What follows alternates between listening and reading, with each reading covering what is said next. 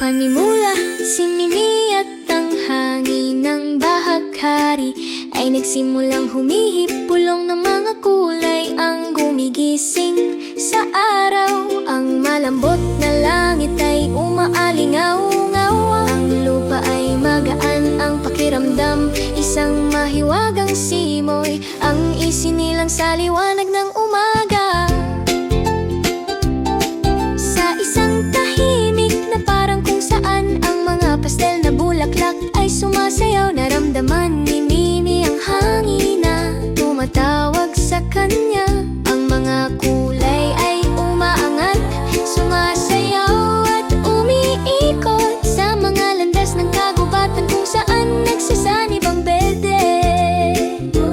Ang mga dahon ay kumikislap na parang ginto, ang hangin ay malayang tumatakbo, ipinipinta ang mundo para makita ni Mimi. Orangin ng bahaghari, dalhin mo ako sa mga parang ng liwanag at misteryo. Bawat kulay ay malayang dumadaloy, magkatabi sinusundan namin ang agos.